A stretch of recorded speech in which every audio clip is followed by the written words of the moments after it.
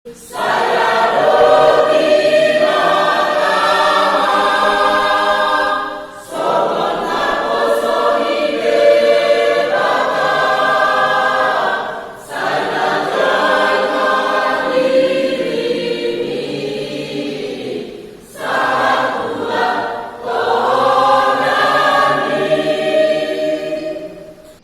Bapak Ibu Saudaraku yang terkasih dalam nama Tuhan kita Yesus Kristus. Selamat malam untuk kita semua. Bagaimana kabarnya Bapak Ibu? Tentu harus tetap sehat, harus tetap semangat dan tetap berpengharapan kepada Tuhan. Malam hari ini kita adakan pertanyaan keluarga. Untuk itu mari kita persiapkan hati dan pikiran kita, persiapkan keluarga juga untuk mendengarkan firman Tuhan yang menjadi khotbah di malam pertanyaan kita, diambil dari kitab Mazmur pasal yang ke-27 dimulai dari ayat 7 sampai dengan ayat yang ke-14. Mari kita sama-sama buka Alkitab kita Bapak Ibu. Kita baca sama-sama juga ya, walaupun Bapak Ibu dan keluarga baca dari rumah masing-masing, kami baca dari sini. Namun kita sama-sama memperhatikan firman Tuhan. Mazmur pasal yang ke-27 ayat 7 sampai dengan ayat 14. Dengarlah Tuhan seruan yang kusampaikan, kasihanilah aku dan jawablah aku. Hatiku mengikuti firman-Mu, carilah wajah-Ku, maka wajah-Mu ku cari ya Tuhan. Janganlah menyembunyikan wajah-Mu kepadaku, janganlah menolak hamba-Mu ini dengan murka. Engkaulah pertolonganku, janganlah membuang aku dan janganlah meninggalkan aku, ya Allah penyelamatku. Sekalipun ayahku dan ibuku meninggalkan aku, namun Tuhan menyambut aku. Tunjukkanlah jalan-Mu kepadaku, ya Tuhan, dan tuntunlah aku di jalan yang rata oleh sebab seteruku.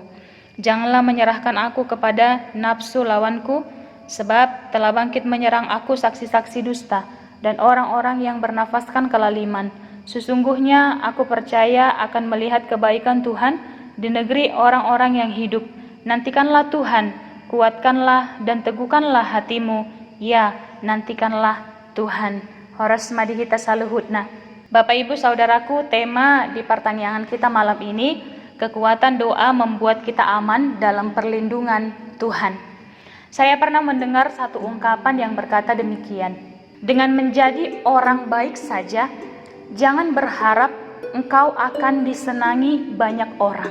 Dengan menjadi orang baik saja, jangan berharap engkau akan disenangi banyak orang. Ungkapan ini menjadi peringatan bagi kita agar kita tidak heran, saudaraku, ketika ada banyak orang yang tidak senang dengan kita, walaupun kita sudah berusaha untuk menjaga sikap sebaik mungkin. Demikian juga sebaliknya, ada begitu banyak orang yang senang dan suka ketika kita melakukan hal-hal yang tidak baik, ketika kita melakukan kesalahan, ketika kita melakukan kejahatan dan lain sebagainya. Jadi hui ngotami masada oda dina tua-tua na mendok, saburju-burju ni jolma pasti ikon adong do musuna. Sajahat-jahat ni jolma pasti ikon adong do donganna.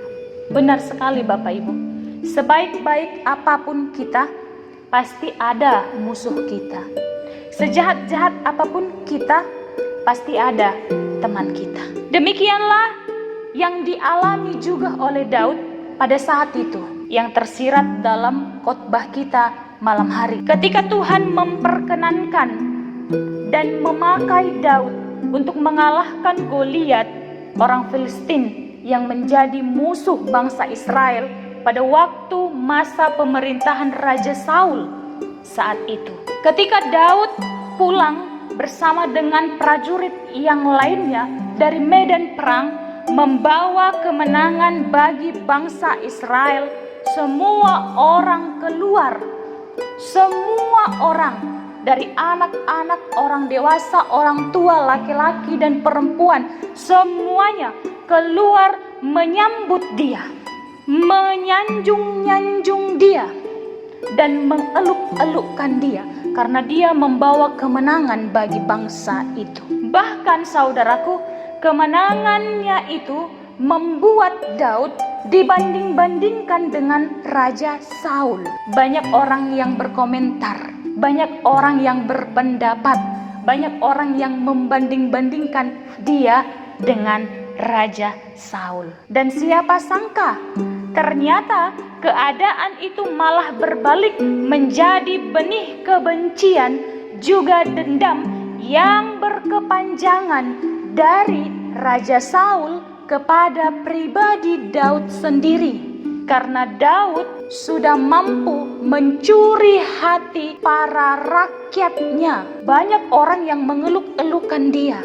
Dan Raja Saul iri akan itu.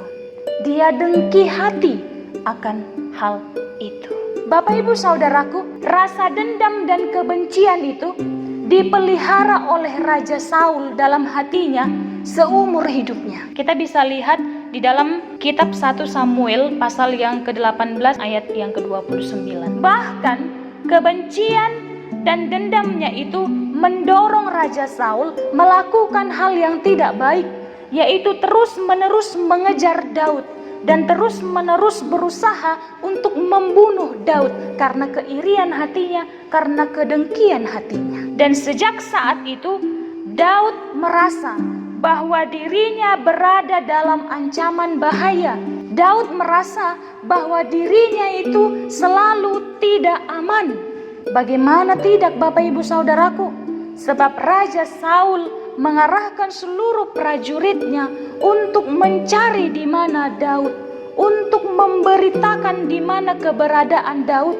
Dan ketika Daud itu ditemukan, dia harus dibunuh. Ancaman yang luar biasa Bapak Ibu. Coba kita tarik ke dalam diri kita sendiri, iya kan? Bagaimana kita menjadi orang yang dicari-cari oleh orang yang bersenjata, oleh prajurit-prajurit yang membawa alat-alat perang, mengancam untuk membunuh kita.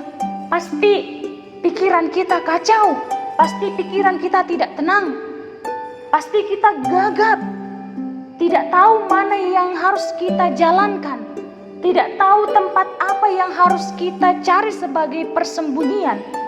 Iya kan Bapak Ibu? Kita hanya khawatir, ketakutan, dan merasa tidak ada penolong. Namun ada hal yang luar biasa di balik itu, yaitu Bapak Ibu Saudaraku, ketika beberapa kali Raja Saul berusaha untuk berniat mencoba membunuh Daud tapi gagal. Justru Daud punya kesempatan untuk membunuh Raja Saul tapi tidak mau melakukannya. Luar biasa kan saudaraku? Raja Saul yang selalu berniat mencoba membunuh Daud tapi gagal, sementara Daud punya kesempatan untuk membunuh Raja Saul tapi tidak mau melakukannya. Coba kita bayangkan, bukankah itu hal yang luar biasa saudaraku? Mungkin secara manusia, pikiran kita akan berpikir itu bukan hal yang luar biasa, tapi itu adalah sebuah kebodohan. Masa Daud sudah punya kesempatan untuk membunuh Raja Saul enggak mau? Masa Daud sudah punya peluang untuk menjatuhkan Raja Saul tetap tidak mau? Seharusnya Daud itu pakai peluangnya untuk membalas Raja Saul. Seharusnya Daud pakai kesempatan itu untuk menjatuhkan Raja Saul supaya dia bebas, supaya dia puas. Kan begitu kan Bapak Ibu? Bisalah kita tarik ke dalam diri kita. Ketika kita punya kesempatan untuk menjatuhkan lawan kita, ketika kita punya peluang untuk menjatuhkan orang yang sudah menjahati kita, untuk menjatuhkan orang yang sudah berbuat tidak baik sama kita, untuk menjatuhkan orang yang sudah menjelek-jelekkan kita, mengancam kita, tentunya pasti kita semangat membalaskannya ya Bapak Ibu. Tentunya pasti akan kita pakai kesempatan itu untuk menjatuhkannya sejatuh-jatuh mungkin. Tentunya pasti sudah kita pakai peluang itu untuk membuat dia merasakan sakit sesakit-sakitnya, iya kan? Karena kita manusia punya prinsip ya Bapak Ibu. Kalau kau baik, aku akan baik padamu. Aku bisa lebih baik lagi. Tapi kalau kau jahat, oh jangan sampai aku bisa lebih jahat lagi padamu. Manusia kita. Tapi terlepas dari situ, ternyata Daud tidak mau melakukannya, saudaraku. Daud tidak mau berbuat demikian. Karena Daud sadar bahwa dia tidak punya hak untuk membalas dendam. Dan dia juga tidak boleh membunuh. Dia yakin dan percaya Allah juga tidak akan senang jika dia melakukan hal itu. Mungkin jika Daud melakukan itu, pasti dia akan merasa puas. Pasti dia akan merasa bangga. Pasti dia akan merasa senang. Tapi itu hanya sesaat. Setelah itu, hubungan dia dengan Tuhan akan jauh. Sebab kelakuannya itu akan menyedihkan hati Tuhan. Dan dia akan menyesal sepanjang hidupnya.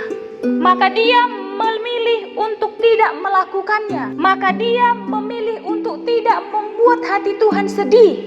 Karena dia lebih memikirkan perasaan Tuhan daripada perasaannya sendiri.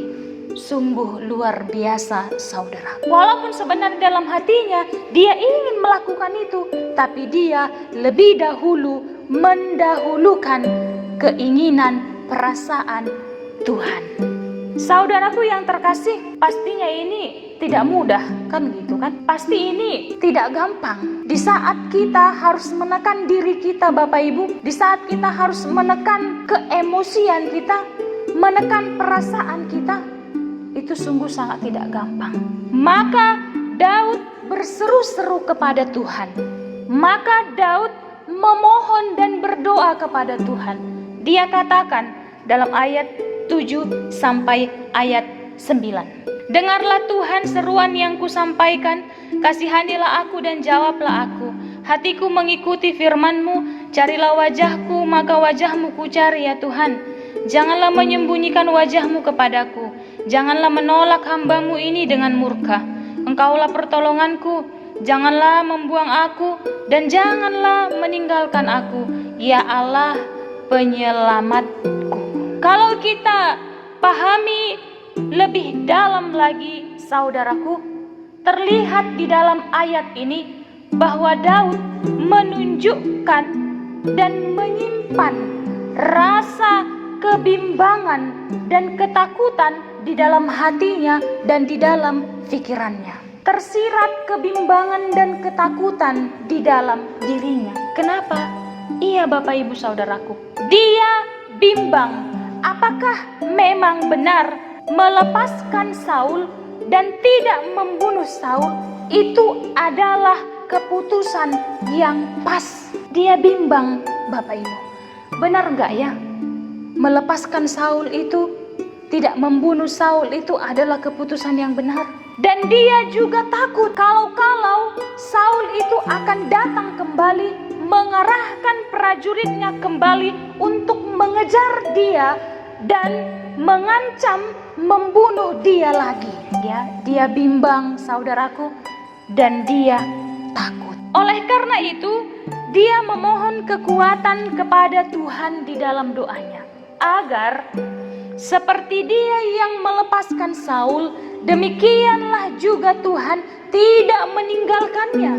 Demikian juga Tuhan tidak membuangnya.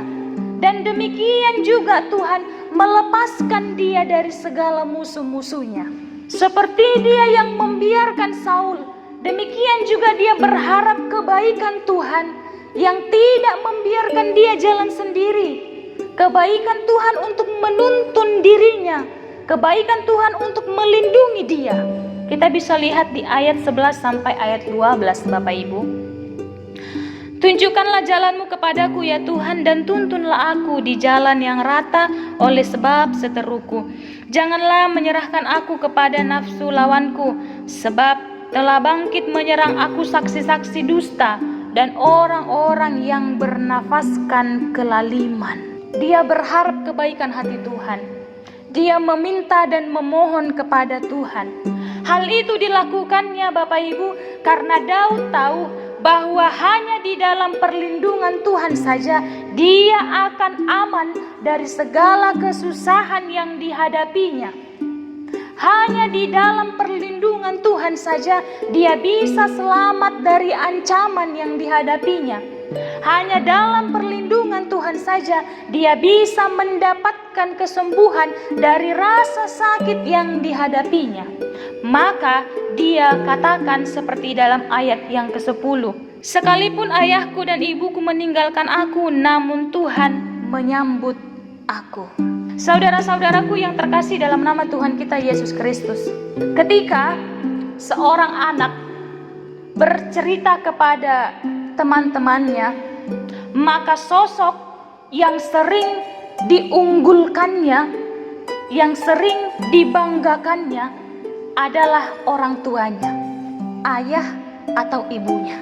Dan ketika seorang anak berada dalam posisi yang terancam, merasa ketakutan, sosok yang dicarinya adalah orang tuanya, baik ayah atau ibunya. Karena anak-anak itu akan merasa aman jika bersama dengan orang tuanya. Maka Daud mau menggambarkan posisi itu. Daud mau menggambarkan situasi itu. Daud mau menggambarkan rasa aman itu. Begitulah dirinya yang aman ketika dia bersama dengan Allah. Begitulah yang dirasakannya ketika dia bersama-sama dengan Allah. Karena pada saat dia menjadi seorang pelarian yang pindah dari satu daerah ke daerah yang lain untuk bersembunyi dari Saul, yang pergi dari tempat satu ke tempat yang lain untuk menghindari Saul, dia hanya sendiri Bapak Ibu, tanpa orang tuanya, tanpa keluarganya, dia sendiri menjadi pelarian. Tapi dia merasa aman dan dia merasa damai karena dia bersama-sama dengan Allah. Dan dia juga menaruh harapannya sepenuhnya kepada Allah. Walaupun dia sendiri merasa terancam, lari ke sana, pindah ke daerah sana, mencari tempat persembunyian, tanpa orang tua, tanpa sanak saudara, tapi dia percaya dia bersama Allah dan dia merasa aman, damai. Diserahkannya harapannya sepenuhnya kepada Tuhan Allah. Bahwa dia sungguh sangat percaya Bapak Ibu kebaikan Tuhan, sungguh sangat percaya kemurahan hati Tuhan. Maka dengan teguh, dengan kuat hati dia menantikan Tuhan. Ayat 13 sampai dengan ayat 14. Sesungguhnya aku percaya akan melihat kebaikan Tuhan di negeri orang-orang yang hidup. Nantikanlah Tuhan, kuatkanlah dan teguhkanlah hatimu. Ya, nantikanlah Tuhan. Luar biasa saudara-saudaraku. Dia sungguh sangat percaya kebaikan Tuhan. Dengan kuat hati, dengan teguh hati, dia menantikan Tuhan. Mungkin sangat sedikit orang seperti Daud, ya kan Bapak Ibu Saudara? Sangat sedikit orang seperti Daud ini yang dapat melihat kebaikan Tuhan ketika mengalami berbagai macam masalah, yang melihat kebaikan Tuhan ketika mengalami berbagai macam pergumulan, yang melihat kebaikan Tuhan ketika mengalami berbagai macam kesusahan. Daud lebih memilih untuk fokus melihat kebaikan Tuhan daripada masalah dan persoalan yang dihadapinya pada saat itu. Karena dia percaya di balik segala persoalan, di balik segala masalah yang dihadapinya itu ada kebaikan Tuhan yang sudah dipersiapkan Tuhan untuknya. Jika dia bisa bertahan melewati persoalan dan masalah itu. Luar biasa saudara. Bagaimana dengan kita? Apakah kita juga seperti itu, Bapak Ibu Saudaraku? Apakah kita masih bisa melihat kebaikan Tuhan dalam setiap persoalan yang kita hadapi? Apakah kita masih bisa melihat kebaikan Tuhan di dalam pergumulan yang kita hadapi? Apakah kita masih bisa melihat kebaikan Tuhan di dalam situasi mengkhawatirkan pada saat ini? Bagaimana dengan kita, saudara-saudaraku? Lebih fokuskah kita melihat kebaikan Tuhan? Atau lebih fokuskah kita pada persoalan, pada masalah yang sekarang kita hadapi. Bagaimana saudaraku? Jangan bimbang dan jangan ragu. Firman Tuhan pada malam hari ini katakan pada kita, fokuslah pada kebaikan Tuhan. Fokuslah pada kemurahan hati Tuhan. Kuat dan percayalah bahwa pada waktunya hidup kita ini akan dipulihkan oleh Tuhan. Saudara-saudaraku yang terkasih, di masa kita yang paling sulit sekarang ini, fokuslah pada Tuhan. Di situasi kita yang mengkhawatirkan ini, fokuslah kepada Tuhan. Kuat dan percayalah Bapak Ibu, jangan meninggalkan Tuhan. Teguhkanlah iman kita, teguhkanlah hati kita Bapak Ibu. Pada waktunya nanti Tuhan akan pulihkan kita. Karena di balik segala yang terjadi dalam hidup kita, Tuhan mempersiapkan hal yang paling baik bagi kita. Pribadi lepas pribadi dan bagi kita keluarga. Jika kita mampu menghadapinya di dalam kekuatan yang diberikan oleh Tuhan. Saudaraku yang terkasih dalam nama Tuhan kita Yesus Kristus. Sebagai penutup, seperti biasa, saya ingin mengajak kita untuk lebih merenungkan firman Tuhan melalui sebuah lagu rohani yang memang saudaraku berkaitan dengan khotbah kita pada malam hari ini, yaitu lagu yang berjudul Waktu Tuhan. Lagu ini akan menyadarkan kita, lagu ini akan menghiburkan kita bahwa segala yang terjadi di dalam kehidupan kita ini Bapak Ibu adalah pemberian Tuhan. Dan Tuhan pasti selalu punya cara, Tuhan pasti punya rencana untuk memulihkan kita. Melewati segalanya ini Bapak Ibu, menghadapi semuanya ini dengan kekuatan yang diberikan oleh Tuhan. Untuk itu, tetaplah kuat, tetaplah teguh, dan tetaplah percaya saudara-saudaraku bahwa kita akan aman dalam perlindungan Tuhan. Itu harus kita pegang. Kuatlah, percayalah, dan teguhlah. Kita akan aman dalam perlindungan Tuhan. Untuk itu, jangan pernah lupakan Tuhan. Tetaplah mencari Tuhan dan tetap berseru kepada Tuhan. Kita sama-sama angkat lagu pujian ini Bapak Ibu, Waktu Tuhan.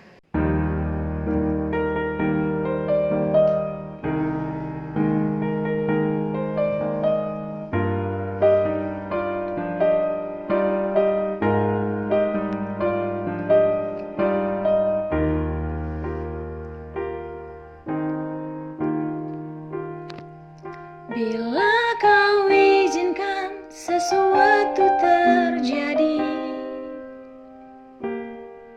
ku percaya semua untuk kebaikanku.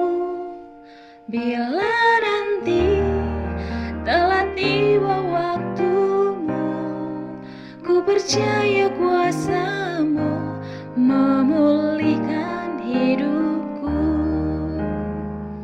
Waktu Tuhan pasti yang terbaik, walau kadang tak mudah dimengerti.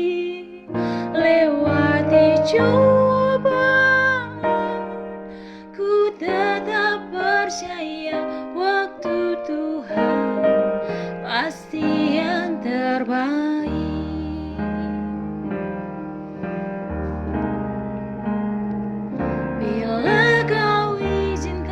Sesuatu terjadi, ku percaya semua untuk kebaikanku. Bila nanti telah tiba waktumu, ku percaya kuasa-Mu memulihkan hidupku.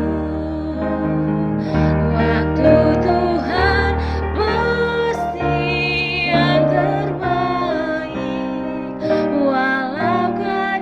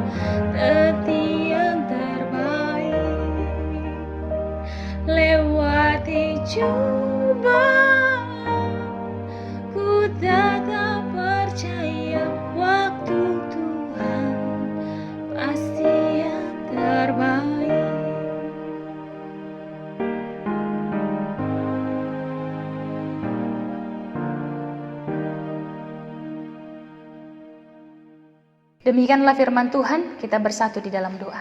Terima kasih banyak Bapa yang baik. Engkau Allah kami yang kami kenal di dalam nama anak-Mu Tuhan kami Yesus Kristus. Sungguh kami sangat bersyukur, sungguh kami sangat berterima kasih. Kami boleh bertemu dengan Tuhan dalam ibadah pertanggihan keluarga yang kami lakukan pada malam hari ini di tengah-tengah keluarga kami masing-masing. Mari Bapa memberkati setiap keluarga yang melakukan ibadah pertanggihan malam hari ini. Engkau menambahkan sukacita, Engkau menambahkan berkat, Engkau menambahkan sejahtera, Engkau menambahkan anugerah-Mu di tengah-tengah keluarga itu, dan Engkau mengabulkan segala permohonan dan segala yang diminta mereka di dalam doa. Tuhan, Engkau juga memberkati keluarga yang tidak melakukan pertanggihan pada malam hari ini. Mungkin begitu banyak alasan yang membuat mereka terhalang melakukan ibadah pertanggihan. Kiranya Tuhan, Engkau mengetuk pintu hati dan pikiran mereka, agar minggu-minggu yang akan datang, tetap Tuhan, mereka terketuk hatinya untuk melakukan ibadah pertanggihan bersama dengan keluarga, bersekutu, memuji memuliakan nama Tuhan dalam puji-pujian dan juga di dalam doa. Terima kasih banyak Bapa untuk firman-Mu yang telah kami dengarkan di ibadah pertanggihan pada malam hari ini. Kiranya Engkau memberkati firman-Mu agar masuk di dalam hati dan pikiran kami. Jadi kami boleh menunjukkannya Tuhan di dalam kehidupan kami melalui setiap tingkah laku kami yang mencerminkan Tuhan. Bapa yang baik, kiranya Engkau memberkati gereja-Mu Tuhan, terkhusus HKI Resort Pangkal Pinang. Engkau memberkati setiap jemaat-Mu Tuhan, dimanapun mereka berada, apapun yang mereka lakukan. Engkau memberkati setiap pekerjaan mereka, agar membuahkan hasil yang baik dan kehidupan yang baik di tengah-tengah keluarga mereka masing-masing. Mari Bapa juga meneguhkan hati iman mereka Tuhan, menghadapi setiap persoalan, permasalahan yang mungkin mereka hadapi di tengah-tengah keluarga masing-masing. Mari Tuhan menambahkan setiap anugerah, kebaikan, kesejahteraan dan kebahagiaan di tengah-tengah jemaat-Mu pribadi lepas pribadi. Engkau juga memberkati anak-anak jemaat-Mu Tuhan, anak-anak gereja-Mu ini dalam persekolahan, perkuliahan dan pekerjaan. Mari Bapa yang menuntun setiap amat anak-Mu yang masih belum menemukan pekerjaan hingga pada saat ini. Dengan kebaikan hati Tuhan, kami mohon agar Tuhan menunjukkan yang terbaik bagi mereka. Bapa kami yang baik, di ibadah pertanggihan kami malam hari ini, kami mau bawa di dalam doa kami Tuhan, negara kami, kota kami, dan dunia ini, di tengah-tengah penyakit yang mengkhawatirkan COVID-19. Kiranya Tuhan memberkati kami semua, menguatkan kami semua. Engkau melindungi kami semua Tuhan, agar kami jauh dari penyakit ini, dan Tuhan juga mengangkat penyakit ini agar hilang dari muka bumi ini Tuhan, sehingga bumi ini sembuh, negara kami sembuh, kota kami sembuh, bersih, kembali pulih. Kami juga berdoa memohon kepada Tuhan, saudara-saudara kami yang mungkin pada saat ini sakit terinfeksi penyakit ini, kiranya Tuhan menyembuhkan melalui kuat kuasa Tuhan, melalui darah anak domba. Kiranya Tuhan memberikan pemulihan kepada saudara-saudara kami yang sakit. Sekiranya mujizat Tuhan terjadi dalam kehidupan saudara-saudara kami, dalam kehidupan kami, dalam negara kami, dalam kota kami, dan di dalam dunia ini, agar kami senantiasa lihat perbuatan Tuhan yang luar biasa dalam kehidupan kami. Terima kasih banyak Bapa yang baik. Di atas permohonan kami itu, kami mengingat dosa kami Tuhan. Kiranya Engkau hapuskan segala dosa pelanggaran kami, agar tidak menjadi penghalang bagi-Mu Tuhan, memberikan berkat yang melimpah bagi kami pribadi lepas pribadi, keluarga lepas keluarga. Inilah doa permohonan kami ya Tuhan, yang kami hantarkan kepadamu hanya di dalam nama anak-Mu Tuhan kami Yesus Kristus. Anugerah dari Tuhan kita Yesus Kristus, kasih setia dari Allah Bapa, dan persekutuan dari Roh Kudus kiranya menyertai kamu hari ini, esok, sampai selama-lamanya. Amin. Shalom.